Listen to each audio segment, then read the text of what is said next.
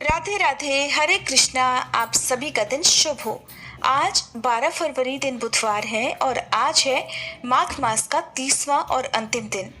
आज माघ पूर्णिमा भी है और आप सभी को माघ पूर्णिमा की भी बहुत बहुत शुभकामनाएं। आज की कथा और महात्म्य शुरू करने से पहले मेरा आप सभी से अनुरोध है कि आज आप हमारे चैनल पर माघ पूर्णिमा और श्री सत्यनारायण भगवान की कथा भी जरूर सुनिएगा। इन वीडियोस को भी आप अपना भरपूर प्यार दीजिएगा। और आज माघ स्नान का अंतिम दिन भी है। ऐसे में अगर आप महाकुंभ में ना जा पाए हों, पवित्र गंगा जी में स्नान न कर पाए हों, तो कथा के माध्यम से भी आप अपने तन और मन को शुद्ध करके महाकुंभ में स्नान करने का पुण्य प्राप्त कर सकते हैं। इस वीडियो के लास्ट में आपको आज महाकुंभ स्नान की कथाएं भी सुनाई जाएंगी। आप कथाओं को पूरा जरूर सुनिएगा। आराध्य देव का आश्रय जब गुरु द्वारा मिलता है तो प्रभु से एक संबंध बन जाता है। ऐसा अटूट संबंध कि फिर कभी तोड़े नहीं टूटता। अगर हमसे भजन नहीं भी हो पा रहा हो तो भी हमारी भगवत प्राप्ति निश्चित है, अगर हमारा प्रभु से दृढ़ संबंध है तब। और अगर संबंध दृढ़ है तो हर सांस में भजन होता है, हर बात में भगवान का ही जिक्र होता है और भगवान संबंध का निर्वाह तो जरूर करते हैं। आप भगवान से जैसा भी संबंध जोड़ेंगे, भगवान उसी के अनुसार आपके साथ अपना संबंध स्थापित करेंगे और अपनी लीलाएं भी उसी के अनुरूप करेंगे।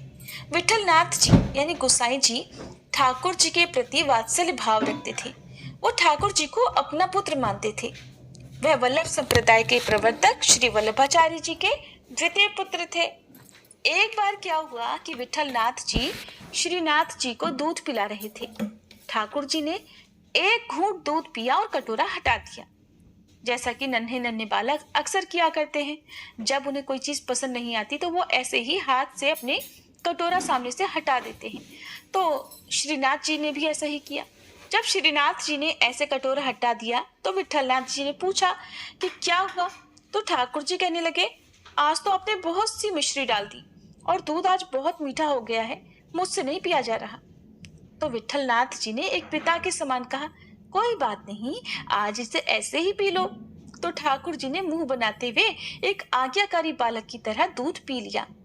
अगली बार विठलनाथ जी को याद रहा कि श्रीनाथ जी को ज्यादा मीठा दूध पसंद नहीं है, तो आज उन्होंने दूध में कम मिश्री मिलाई। अब आज ठाकुर जी ने एक घूंट पिया और फिर कटोरा हटा दिया। तो विठलनाथ जी ने पूछा, आज क्या हुआ। तो ठाकुर जी क्या बोले कि आज तो दूध फीका है। विठलनाथ जी ने कहा, कोई बात नहीं, फिर भी ऐसे ही पी लो, अगली बार ध्यान रखूंगा। उन्होंने ठाकुर जी को बहुत दुलार किया, मनाया, दुलार किया, तो ठाकुर जी ने सारा दूध पी लिया। अगली बार विठलनाथ जी ने दूध और मिश्री अलग अलग ठाकुर जी को दे दी। कहने लगे, ठाकुर जी, जब कभी मैं मिश्री मिला देता हूँ तो आप कहते हैं आज दूध बहुत ज्यादा मीठा है, कम मिलाता हूँ तो कहते हैं दूध फीका है। ये लो, आज तो मैं मिश्री और दूध अलग अलग लेकर आया हूँ, आपको जितनी मिश्री चाहिए उतनी खुद ही मिला लीजिए। ठाकुर जी ने देखा तो पूछने लगे, आज आपने ऐसा क्यों किया। तो विठलनाथ जी मायूस होकर कहने लगे, क्या करूं, मेरे द्वारा मिलाई हुई मिश्री आपको पसंद जो नहीं आती, आज खुद ही मिला लो। ठाकुर जी ने कहा, ऐसे मासूमियत से कहा कि मैं तो आपका बालक हूँ और बालक को मिलाना थोड़ी आता है, और दौड़कर विठलनाथ जी की छाती से लिपट गए। बिल्कुल वैसे ही जैसे एक नन्हा बालक अपने पिता से लिपट जाता है और फिर पूछता है कि क्या आप मुझसे नाराज हो गए हो। तो जैसे एक नन्हा सा बालक अपने पिता को मनाने की कोशिश करता है, ठीक वैसे ही ठाकुर जी ने पूछा, मुझसे नाराज हो गए क्या। अच्छा ठीक है, आज आप ही मुझे मिश्री दूध घोल कर पिला दो, मैं तो आपका बालक हूं ना। बस फिर क्या था, विठलनाथ जी के तो आंसू निकलने लगे मारे स्नेह के। फिर एक दिन विठलनाथ जी ने ठाकुर जी को सुलाने के लिए उनकी शैया और बिछौना तैयार किया। तो ठाकुर जी कहने लगे, ये शैया ठीक नहीं है। विठलनाथ जी दूसरी शैया ले आए। तो ठाकुर जी कहने लगे, ना, ये बिछौना भी ठीक नहीं है। विठलनाथ जी अब दूसरा और बिछौना लेकर आ गए। ठाकुर जी कहने लगे, ना, ये वाला रंग मुझे पसंद नहीं। ठीक वैसे ही जैसे एक नन्हा बालक नखरे दिखाता है, अपनी जिदें पूरी करवाता है। विठलनाथ जी अब दूसरे रंग का बिछौना ले आए। अब तो ठाकुर जी बार बार अलग अलग तरीके से बहाने बनाकर सोने से मना करने लगे। हम गोसाई जी तो पसीना पसीना हो गए, आधी से ज्यादा रात बीत चुकी थी। तो कहने लगे, अच्छा अब आप ही बता दो, आपको कौन सी शैया और कौन से रंग का बिछौना पसंद आएगा। तो ठाकुर जी ने क्या कहा, ना, आज तो मैं किसी शैया किसी बिछौने पर नहीं सोने वाला, आज तो मैं आपकी गोदी में सोऊंगा। गोसाई जी ने सुना तो उन्हें हृदय से लगा लिया और फिर रात भर ठाकुर जी इनकी गोद में ही सोए। अब एक बार क्या हुआ कि गिरिराज गोवर्धन जी से एक बंदर आया और उसने आकर ठाकुर जी को डरा दिया। श्रीनाथ जी रोने लगे, बिल्कुल वैसे ही रोने लगे जैसे कोई बंदर आकर घुड़की दिखाए तो एक नन्हा सा बालक मारे डर के रोने लगता है। ठाकुर जी भी रोने लगे। गोसाई जी उस समय सेवा में थे। ठाकुर जी भागकर उनकी गोद में आकर बैठ गए और बोले, मुझे बंदर से डर लग रहा है। तो गोसाई जी मन में क्या सोचते हैं कि प्रभु, आपने तो बड़े बड़े भयंकर राक्षसों को मारा है, राम अवतार में आपके साथ वानरों की सेना थी और आज आप एक छोटे से बंदर से डर गए। मेरी तो कुछ समझ में नहीं आ रहा।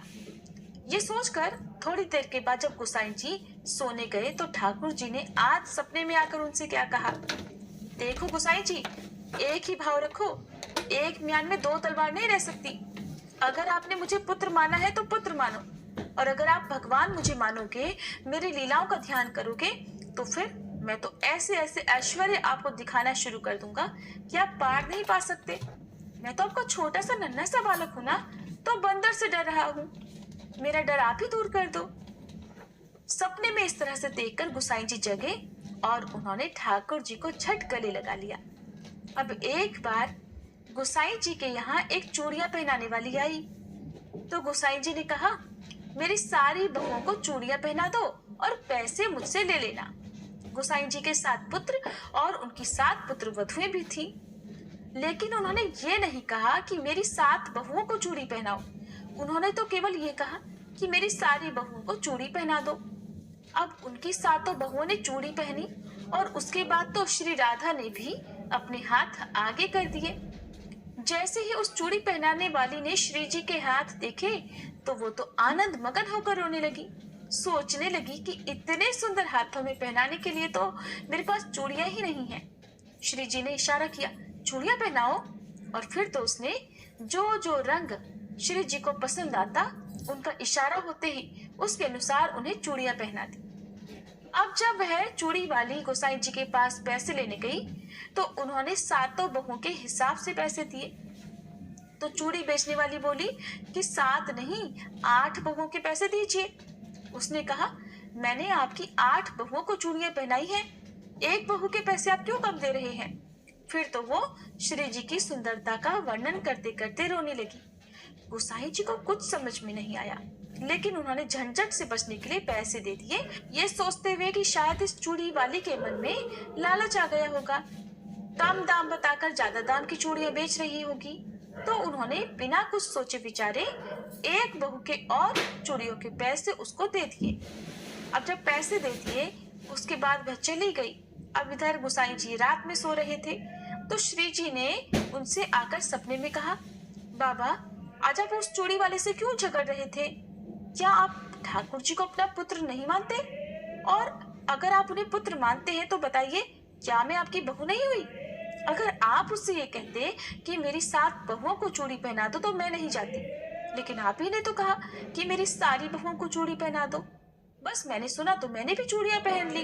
अब तो गोसाई जी तत्काल नींद से उठे और बैठे बैठे रात भर रोते रहे कि हमारी लाडली जो कितना भाव स्वीकार करने वाली है। अब यहाँ पर भक्तों को एक बात ध्यान में रखने की जरूरत है कि अगर आप गुरु द्वारा दिए गए भाव के अनुसार, गुरु द्वारा बताए गए भाव के अनुसार, या गुरु द्वारा सिखाई गई शिक्षा के अनुसार, या गुरु द्वारा बताए गए संबंध के अनुसार ठाकुर जी की सेवा करेंगे, अपने आराध्य की सेवा करेंगे, तो वो सेवा बहुत जल्दी सिद्ध हो जाती है और आपके आराध्य देव आपसे बिल्कुल वैसे ही बात करने लगेंगे जैसे विठल नाथ जी से किया करते थे। और भक्त की हर बात को जो आराध्य देव हैं वो हर क्षण सुन रहे होते हैं, बस देर है उनसे संबंध स्थापित करने की। गोसाई जी की बात सुनकर उनके मन के भाव को जानकर श्री जी चूड़ी पहनने चली गई। हमारा प्रभु के लिए भाव और संबंध दृढ़ होना चाहिए, चाहे कैसी भी परिस्थिति हो, उनके ऊपर से विश्वास कभी डगमगाना नहीं चाहिए। और जैसा गुरुदेव द्वारा भाव हम रखेंगे वैसा ही अनुभव हमारे आराध्य देव हमें जरूर करवाएंगे। अब एक बार क्या हुआ कि विठल नाथ जी ठाकुर जी को भोग लगा रहे थे तो उन्हें भोग में एक तिनका दिख गया। उन्हें बड़ा दुख हुआ कि ठाकुर जी की सेवा में असावधानी बरती जा रही है। तो उन्होंने अपने लाडले ठाकुर जी की सेवा में हो रही असावधानी के कारण उन सब लोगों का त्याग करके अब संन्यास लेने का निर्णय कर लिया। सारे लोग सुनकर बड़े दुखी हुए और उनसे माफी मांगकर उनसे रुकने को कहने लगे। अब वो ठाकुर जी से आज्ञा लेने गए तो ठाकुर जी तो बड़े उदास हुए। उन्होंने कहा कि फिर तो एक गेरुआ वस्त्र मुझे भी मंगवा दो, मैं भी संन्यास लेकर तुम्हारे ही साथ जाऊंगा, मैं तुम्हारे बिना नहीं रह पाऊंगा। गोसाई जी ने तो ठाकुर जी को गले से ही लगा लिया। अब ठाकुर जी ने कहा, अगर गले से लगा रहे हो ना तो मेरी बात भी मान लो, यहीं रुक जाओ। अगर मेरी सेवा में हो रही गलतियों के लिए मुझे दुख नहीं हो रहा, मेरी जो कमियां हो रही हैं सेवा में उनसे मुझे दुख नहीं हो रहा, तो फिर आपको क्यों हो रहा है? गोसाई जी ने कहा, आप मेरे पुत्र हो और मेरे लल्ला के भोग में भला तिनका कैसे आ सकता है? और ये बात तो हम सबको भी ध्यान में रखनी चाहिए। जिन जिन भक्तों के घर में ठाकुर जी विराजमान हैं, ये ध्यान में रखना चाहिए कि हम सिर्फ विग्रह की सेवा नहीं कर रहे, किसी मूर्ति की सेवा नहीं कर रहे, बल्कि हमारे यहाँ तो साक्षात भगवान विराजमान है। और हमें भी इसी भाव से सारी सेवाएं बिना गलती के, बिना त्रुटि के करनी चाहिए। ठाकुर जी का ध्यान बिल्कुल उसी तरह से रखना चाहिए जैसे किसी एक व्यक्ति का किसी एक जीते जागते इंसान का रखा जाता है। विठलनाथ जी वल्लभाचार्य जी के द्वितीय पुत्र थे। वल्लभाचार्य जी के गोलोक गमन के बाद उनके ज्येष्ठ पुत्र श्री गोपीनाथ जी आचार्य गद्दी पर बैठे। कुछ समय के बाद गोपीनाथ जी का भी गोलोक गमन हो गया। गोपीनाथ जी के पुत्र श्री पुरुषोत्तम जी अभी बाल्यावस्था में ही थे, तो विठलनाथ जी को ही सारा कार्यभार संभालने को मिला। श्रीनाथ जी का सारा ऐश्वर्य और सेवा विठलनाथ जी को संभालने को मिला। कृष्णदास जी जो कि वल्लभाचार्य जी के ही शिष्य थे, उन्होंने गोपीनाथ जी की पत्नी और पुत्र को समझा बुझाकर विठलनाथ जी को इन सभी सेवाओं से निकलवा दिया और यहाँ तक कि मंदिर में उनका प्रवेश भी निषेध करवा दिया। उन्होंने स्वयं गद्दी पर पूरा अधिकार कर लिया और यही उनसे सबसे बड़ा, बहुत बड़ा अपराध बन गया। गोसाई जी को सारे अधिकार छूट जाने का कोई कष्ट तो नहीं हुआ, लेकिन सेवा छूट जाने का उन्हें बड़ा कष्ट हुआ। श्रीनाथ जी की सेवा और दुलार छूट जाने से उन्हें सबसे ज्यादा कष्ट हुआ। अगर आप किसी भक्त को दुख देंगे तो भगवान इसे कभी बर्दाश्त नहीं करते। अब गोसाई जी परसौली में जाकर रहने लगे। अब वे वहां तक आते जहां से दूर से श्रीनाथ जी की ध्वजा दिखाई देती और वहां से मंदिर की तरफ देखकर वे रोने लगते, कहने लगते, क्या करूं, आपने सेवा का मौका ही छीन लिया। अब एक रामदास जी नाम के सेवक ठाकुर जी की सेवा में थे। वो गोसाई जी की परिस्थिति से परिचित थे। हालांकि श्री कृष्णदास जी ने उन्हें भी विठलनाथ जी से मिलने से मना कर दिया। सब लोगों से कह दिया कि कोई भी विठलनाथ जी से ना मिले, न ही उनकी किसी तरह से कोई भी सहायता करे। लेकिन फिर भी वो रोज कुछ समय निकालते और विठलनाथ जी को श्रीनाथ जी का पान बीड़ा प्रसाद में देते। गोसाई जी रोज अपने हाथों से ठाकुर जी के लिए फूलों का हार बनाते और ठाकुर जी को पहनने के लिए रामदास जी को दे देते। वे रोज एक दैन्यता का श्लोक भी लिखते और रामदास जी से उसे ठाकुर जी से सुनाने को कहते। बादशाह अकबर को विठलनाथ जी के बारे में पता चला तो उसने श्री कृष्णदास जी को गिरफ्तार करने का आदेश दिया। ये सुनकर विठलनाथ जी ने अन्न और जल त्याग दिया। जब बादशाह अकबर को ये बात पता चली कि विठलनाथ जी ने अन्न और जल त्याग दिया है, तो उसने श्री कृष्णदास जी को सादर छोड़ दिया। और जब कृष्णदास जी को ये पता चली तो वो गोसाई जी के चरणों में आए और उनसे क्षमा मांगी। गोसाई जी गंभीर हो गए। अगर भक्तजन आप पर गुस्सा हो जाए तो आप बच गए, लेकिन अगर वो गंभीर हो जाए तो फिर आपको कोई नहीं बचा सकता। गोसाई जी अपने लाला की सेवा और दर्शन से दूर होने के कारण गंभीर थे, उदास थे। अब विठलनाथ जी को पुनः सब सेवा अधिकार और गद्दी प्राप्त हुई। कृष्णदास जी की अंतिम लीला एक कुएं में गिरने से हुई और उन्हें गोसाई जी के प्रति किए गए अपराध की वजह से प्रेत बनना पड़ा। जब कृष्णदास जी प्रेत बन गए तो उनका कल्याण भी विठलनाथ जी ने ही किया। तो ऐसी होती है ठाकुर जी की लीलाएं अपने भक्तों के साथ में, और ऐसे होते हैं अटूट और सच्चे संबंध ठाकुर जी और उनके भक्तों के बीच में। महाकुंभ का आयोजन हर 12 सालों में प्रयागराज, हरिद्वार, उज्जैन और नासिक में होता है। ये पर्व न केवल आध्यात्मिकता का प्रतीक है, बल्कि इसके पीछे अनेकों पौराणिक कथाएं जुड़ी हुई हैं। जैसे कि जब देवताओं और असुरों ने मिलकर समुद्र मंथन किया तो उसमें से 14 रत्न निकले। इनमें से एक अमृत कुंभ यानी अमृत कलश था जो अमृतत्व का वरदान प्रदान करता था। अमृत को लेकर देवता और असुरों में विवाद हुआ। विष्णु भगवान ने मोहिनी रूप धारण कर अमृत को देवताओं में बांटने की योजना बनाई।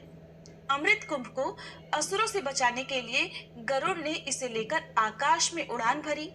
इस दौरान कुंभ से अमृत की बूंदें 4 स्थानों प्रयागराज, हरिद्वार, उज्जैन और नासिक में गिरी।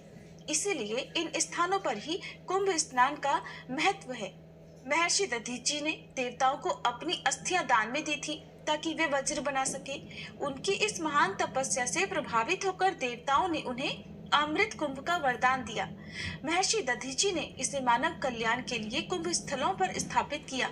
मान्यता है कि इन स्थानों पर स्नान करने से मोक्ष प्राप्त होता है। गंगा जी के धरती पर अवतरण के समय भगवान शिव ने उन्हें अपनी जटाओं में समाहित किया और बाद में धीरे धीरे प्रवाहित किया। कुंभ स्थलों पर गंगा, यमुना और अदृश्य सरस्वती जी का संगम होता है। कुंभ स्नान करने से व्यक्ति के पापों का नाश होता है और उसे मुक्ति मिलती है। एक बार देवराज इंद्र ने अहंकारवश एक ऋषि का अपमान किया। ऋषि ने उन्हें श्राप दिया कि उनका ऐश्वर्य नष्ट हो जाएगा। तब देवराज इंद्र ने उनसे क्षमा मांगी और कुंभ स्नान किया। इस स्नान से इंद्र ने अपने पापों से मुक्ति पाई और उनका ऐश्वर्य पुनः स्थापित हुआ।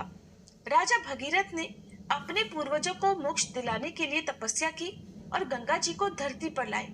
कुंभ के समय गंगा स्नान करने से पूर्वजों का उद्धार होता है और उनकी आत्मा को शांति मिलती है। कुंभ मेले में स्नान को अमृत के समान माना जाता है। इस पवित्र स्नान से व्यक्ति सभी पापों से मुक्त हो जाता है और उसे ईश्वर की कृपा प्राप्त होती है। महाकुंभ स्नान से आत्मा को शुद्धि मिलती है और मनुष्य को अपने जीवन का वास्तविक उद्देश्य प्राप्त होता है। एक बार त्रिलोकी के स्वामी भगवान शिव और माता पार्वती जी कैलाश पर्वत पर बैठे हुए थे। माता पार्वती ने कुंभ मेले की चर्चा सुनी। तब भोलेनाथ से पूछा, स्वामी, कुंभ मेले में इतना बड़ा जनसमूह क्यों एकत्रित होता है? क्या लोग सचमुच अपनी भक्ति और कर्मों से अमृत फल प्राप्त करते हैं?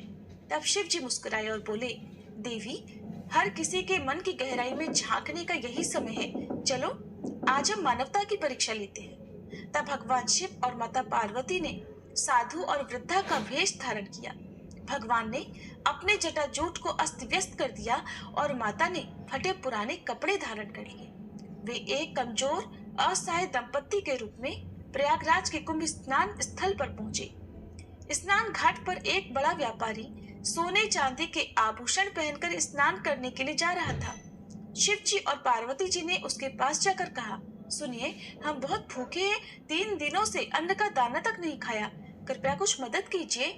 व्यापारी ने उन्हें घूरते हुए कहा, मेरे पास समय नहीं है, पहले स्नान करूं फिर देखूंगा। स्नान के बाद भी व्यापारी ने ध्यान नहीं दिया और वहां से चला गया। तब भगवान शिव ने माता पार्वती की ओर देखा और कहा, भक्ति में दिखावा करने वालों का यही हाल है। फिर घाट पर एक पंडित अपने शिष्य के साथ वेद पाठ कर रहा था। शिव जी ने उनसे कहा, महात्मा, कृपया हमारी भूख मिटाने में हमारी मदद कीजिए। पंडित ने हंसते हुए कहा, मैं यहाँ पर केवल धर्म प्रचार के लिए आया हूँ, मदद के लिए नहीं। शिष्य ने भी अपने गुरु की नकल करते हुए उन्हें अनदेखा कर दिया। शिव जी ने मन ही मन कहा, जो वेदों का पाठ करे लेकिन दया का पाठ ना समझे, उसकी विद्या व्यर्थ है। आखिरकार शिव जी और पार्वती जी एक गरीब दंपत्ति के पास पहुंचे। वे दोनों खुद फटे कपड़ों में थे और केवल सूखी रोटियां खा रहे थे। भगवान शिव ने कहा, हम बहुत भूखे हैं, कृपया कुछ खाने को दें। गरीब दंपत्ति ने बिना कुछ सोचे अपनी रोटियां उन्हें दी और कहा, हम तो रोज इसी हालत में रहते हैं, लेकिन इस समय आपकी मदद करना हमारा धर्म है। पार्वती जी ने दंपत्ति से पूछा, तुम्हारे पास तो खुद कुछ नहीं है, फिर भी तुमने हमारी सहायता क्यों की? तब दंपत्ति ने कहा, माता पिता, अगर हमारी छोटी मदद से आपका जीवन बच सके तो यही तो हमारा पुण्य है। फिर भगवान शिव और माता पार्वती अपने असली रूप में प्रकट हो गए। गरीब दंपत्ति हैरान होकर उनके चरणों में गिर पड़े।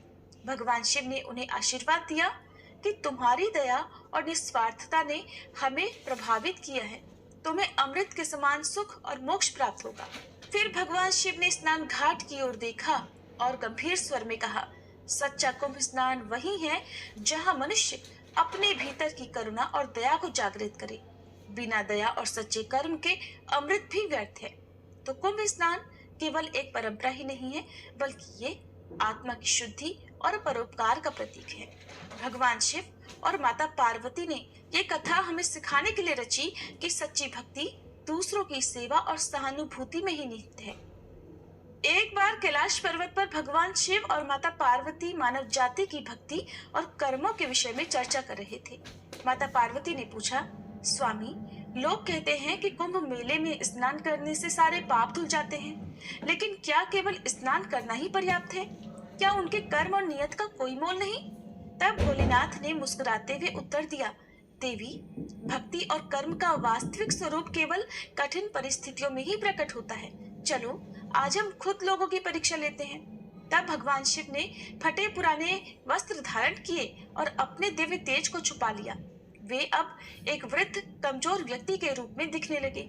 उधर माता पार्वती जी ने भी सादे वस्त्र धारण किए और एक साधारण ग्रामीण महिला का रूप धारण किया। फिर दोनों प्रयागराज के कुंभ मेले में पहुंचे, जहां लाखों लोग स्नान और धर्म कर्म के लिए एकत्रित हुए थे। घाट के पास एक धनी व्यापारी अपने परिवार और सेवकों के साथ स्नान करने आया। वह सोने चांदी के आभूषणों से लदा हुआ था। शिव जी ने उसकी ओर बढ़कर कहा, भाई, मेरी पत्नी और मैं भूखे हैं, क्या तुम हमें कुछ भोजन दे सकते हो? व्यापारी ने उनकी हालत देखकर घृणा से कहा, तुम जैसे भिखारी हर जगह नजर आते हैं। मैं यहाँ पूजा करने आया हूँ, दान देने नहीं। अब भगवान शिव ने माता पार्वती की ओर देखा और कहा, जो धन अपने स्वार्थ के सिवा किसी और के काम न आए वो व्यर्थ है। कुछ दूरी पर कई पंडित बैठकर शास्त्रों पर चर्चा कर रहे थे। शिव जी उनके पास गए और कहा, महात्मन, हमें आपकी मदद चाहिए। मेरा शरीर कमजोर है और मैं चलने में असमर्थ हूँ। क्या आप मुझे उठाकर घाट तक ले जा सकते हैं? Sudden cheese cravings. Stay prepared with an easy squeezy fix. Britannia, the laughing cow cheese sachet at just ₹15. पंडितों ने उनकी ओर देखा और कहा, हम यहाँ पर विद्या के प्रचार और यज्ञ के लिए आए हैं। हमारे पास तुम्हारी मदद करने का समय नहीं है और तुम्हारी दशा देखकर तो लगता है कि तुम अपने ही कर्मों का फल भोग रहे हो। माता पार्वती ने मन ही मन सोचा, जो वेदों का ज्ञान रखते हैं पर दया से शून्य है, उनकी विद्या निरर्थक है। घाट से थोड़ी ही दूरी पर एक संकरी पगडंडी थी, जहाँ गंगा का पानी बहने से कीचड़ जमा हो गया था। भगवान शिव ने जानबूझकर उस पगडंडी से गुजरने का नाटक किया और अचानक उनका पैर फिसल गया। वे गहरे कीचड़ में गिर गए और बाहर निकालने के लिए संघर्ष करने लगे। तब माता पार्वती ने मदद के लिए पुकार लगानी शुरू की, कोई है? कृपया मेरी मदद करें, मेरे स्वामी कीचड़ में फंसे हुए हैं। थोड़ी देर के बाद एक राजकुमार अपने घुड़सवारों और सैनिकों के साथ वहां से गुजरा। माता पार्वती ने उससे विनती की, राजन, कृपया मेरी मदद करें, मेरे बूढ़े स्वामी कीचड़ में फंस गए हैं। राजकुमार ने घोड़े से उतरने की बजाय दूर से ही कहा, मैं कुंभ के पवित्र जल में स्नान करने जा रहा हूँ। कीचड़ में उतरकर अपने कपड़े खराब करना मेरे लिए ठीक नहीं। राजकुमार ने अपने सैनिकों को भी रोक दिया और वहां से चला गया। भगवान शिव ने मुस्कुराते हुए कहा, जो राजा अपनी प्रजा की सहायता ना करे, वो केवल सिंहासन का भार उठाता है, धर्म का नहीं। तभी एक किसान जो अपनी बैलगाड़ी में थोड़ा अनाज लेकर घाट की ओर जा रहा था, वहां रुका। उसने माता पिता की करुण पुकार सुनी तो तुरंत बैलगाड़ी से उतरकर कहा, माता, क्या मैं आपकी मदद कर सकता हूँ? किसान कीचड़ में उतरने ही वाला था कि पीछे से एक अपाहिज भिखारी जो लाठी के सहारे चल रहा था वहां पहुंच गया। उसने कहा, भाई, तुम्हारे पास तो अनाज है, तुम्हारे कपड़े गंदे हो जाएंगे, लेकिन मुझे कोई फर्क नहीं पड़ेगा। मैं बूढ़ा हूँ और जीने के लिए मुझे कुछ ज्यादा नहीं चाहिए, मैं इनकी सहायता करूंगा। अपाहिज भिखारी लाठी फेंककर घुटनों के बल कीचड़ में घुस गया। वह भगवान शिव को सहारा देने लगा। किसान भी पीछे से आकर उसकी मदद करने लगा। दोनों ने मिलकर शिव जी को बाहर निकाला। जैसे ही भगवान शिव बाहर आए, उन्होंने और माता पार्वती ने अपने वास्तविक रूप प्रकट किए। किसान और भिखारी दोनों ये देखकर अचंभित हो गए और उनके चरणों में गिर पड़े। भगवान शिव ने कहा, तुम दोनों ने निस्वार्थता और दया का जो उदाहरण प्रस्तुत किया है वही सच्ची भक्ति है।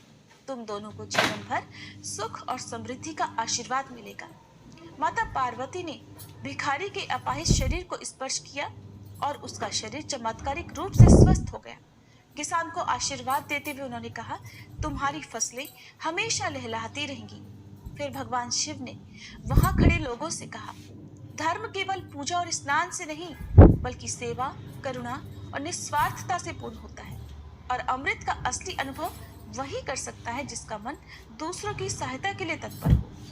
ये कथा हमें सिखाती है कि सच्चा धर्म दूसरों की मदद करने और निस्वार्थ कर्मों में है। भगवान उन्हीं की परीक्षा लेते हैं जो दिखावे से परे सच्चे हृदय से कर्म करते हैं। ये थी महाकुंभ स्नान की कथाएं। आपको कैसी लगी? वीडियो को लाइक करके कमेंट बॉक्स में जरूर बताइएगा।